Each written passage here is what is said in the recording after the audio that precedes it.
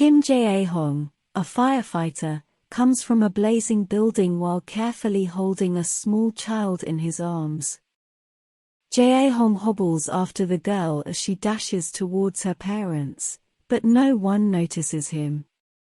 When a female voice calls out his name, he turns around to see Lee Deok-chun, who introduces herself and Hee-won-mak as his death trial's defenders. Jae-hong died in the fire while saving lives, and all he can do now is watch as his comrades grieve over his limp body. Jae-hong refuses to accompany them to the hereafter out of concern for his deaf and dumb mother. Nonetheless, he is drawn into the portal. Grim Reaper Gangrim welcomes Jae-hong as he enters the afterlife world. Deok-chun exclaims joyfully that Jae-hong is a once-in-a-lifetime esteemed guest since he died an honorable death. These three people who are accountable for him will be reincarnated if they successfully guide 49 souls, and Jae-hong may be the 48th. There are 7 trials within the 49-day time limit. His first level is the Hell of Murder, where if he unjustly killed someone or did something that indirectly led to the death of someone, he will be tried and imprisoned to suffer half a century of torture. Kangrim, Kim's underworld attorney, begins his defense by replaying the incident when Kim attempted to help his friend, but it was too late and the building collapsed and killed him. Kangrim tells the judge that after leaving his friend to help the survivors, Kim had saved 8 lives in return for 1, and King Byung-sung agrees and clears Kim of the charge before praising him as a hero. The second level of hell, Sloth, is in the circumstances. Here, the Guardians lead Kim to a heavenly landscape, but beyond the waterfall lies a doomed soul, a crusher that tortures those who seek refuge, and piranhas that bite those who try to escape into the pristine water. Now Kim must present his hard work to Queen Chagong to prove he is not lazy and arrogant. The Guardians then talk the Queen through Kim's selfless work as a firefighter. Kim's efforts to help others have been praised by the Queen. The Queen is asking what inspired her great deeds. Kim's response to the Queen's criticism of him for worshipping money as God is a reflection of his own selfishness. So the Queen orders prosecutors to lower Kim beyond the waterfall. Kangrim and Haewon jump in and try to help Kim. Kangrim then pleads with the Queen to look at Kim's life again, showing her that Kim had undertaken all of this work to support his terminally ill mother and younger brother, who was studying to become a Supreme Court judge. The Queen then comes to her final verdict, saying that even though Kim worked for money, he did it for a selfless purpose, and she is on her way to the next trial. The third level is the Hell of Deceit, where Kim will be judged by the Admiral for his lies. The prosecutors present the charge of forgery for 98 fake letters written by Kim to the children of his fallen colleagues. One specific case is brought forward, where the dead colleague's daughter John received letters from Kim, who had pretended to be her father. The prosecutors asked if Kim ever took into consideration the despair she would feel once she discovered the letters were fake. Dyaction then defends Kim by bringing forth even more fake letters addressed to his mother. The Admiral is shown how happy Kim's mom was when she read the letters and how the letters inspired the little girl John to write back to her father and thank him for all his encouraging words. The Admiral then clears Kim of all charges and allows him to leave. He succeeds. They come across a slew of vengeful ghosts in the Sword Forest. This suggests that someone in Jae-hong's personal family has died, and he is concerned about his mother. Gangrim ventures into the mortal realm to find out. Cold-heartedness is the 4th level. People who did not help others have become encased in ice. Jae-hong breezes through this. In the human world, Gangrim is attempting to determine how his brother, Kim Se-hong, perished. Another soldier, Won Dong-yun, who appears to be mentally handicapped, had inadvertently shot him, and Lieutenant Park had covered up for him. His sibling was merely listed as lost in action by the army. As he watches his brother die, Gangrim has flashbacks to his past as a warrior and how his father died. Deok soon informs Jae-hong that, with the exception of the Grim Reaper, none of them have memories. She is envious of Jae-hong's situation and can only admire the natural beauty that surrounds them.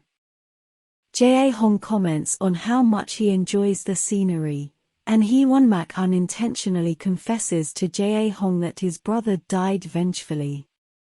The cable car on which they are traveling begins to tremble, and 3 of them are almost thrown out. In the earthly world, Gangrim is excavating his brother's grave. Hee-won-mak appears and confronts him for interfering with the mortal world. They are meant to bury the dead rather than dig them up. Both of them get into a fight, and Gangrim comes out on top. Lieutenant Park in the army attempts to persuade Dong-yun to take a break outside. Gangrim follows Dong-yun to a club and notices the disco ball being toyed with by the brother's spiteful spirit. Gangrim promptly pursues the ghost and captures him in a tower. Se-hong, now a spiteful spirit, tells me that he was buried alive. He was barely alive after the shooting, but they could not save him. Gangrim claims that Jae-hong is experiencing difficulty in the hereafter as a result of him.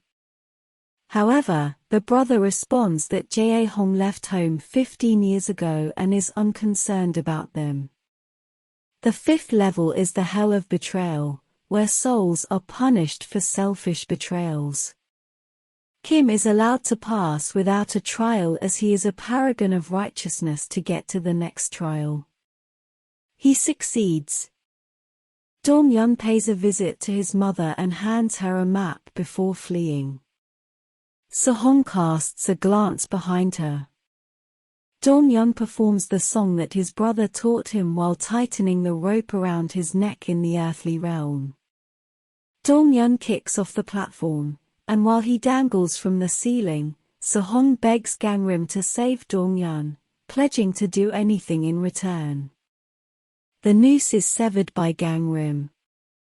The 6th and last level of hell is violence. The rocks in the pit are vibrating violently, and the 3 of them are being flung around. Hee-won-mak sighs, stating that this can only indicate Gangrim is meddling in human affairs once more. Se-hong humbly bows to Gangrim and begs Gangrim to say something to Dong-yun. He sings to Dong-yun, and the brother reminds him that he has done nothing wrong and that he should not cry over what has transpired.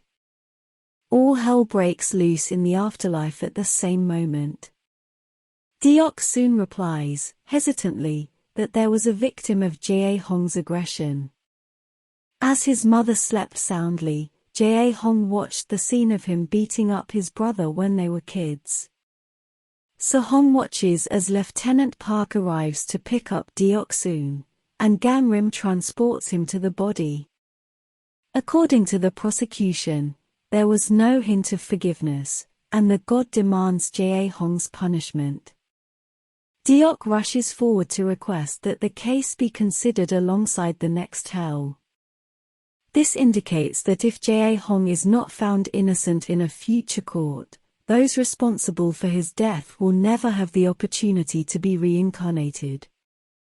Se-hong walks beside Gangrim, telling him that the day he was beaten, he awoke to see Jae-hong sitting blankly next to their mother, clutching a pillow above her head.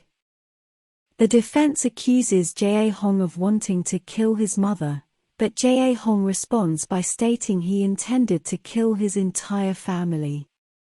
He'd made sleeping pills for himself. He rushed away from home that night to escape his remorse and to protect his family from himself. When Gangrim and Sehong return to the military base, they see his mother charging into the square. Lieutenant Park almost kicks her out before she shoves the map into his hands because she is wearing a sandwich board and demanding justice for her kid. They can only watch as his mother is shoved to the floor, and then into an ambulance, and Gangrim tells Sehong to let his mother die. In the afterlife, Hwon-mak slaughters sand ghosts one by one. Sehong eventually changes back into an angry ghost, breaking the bonds that Gangrim had placed around him. He casts Gangrim away, and the desert afterlife crowds about them ferociously. Lieutenant Park rushes to drive the ambulance to safety as Sehong morphs into a violent storm. Gangrim attempts to get each guy to safety and summons Hwon-mak. Jae-hong unexpectedly pushes Deok-soon away, and she looks at him in surprise.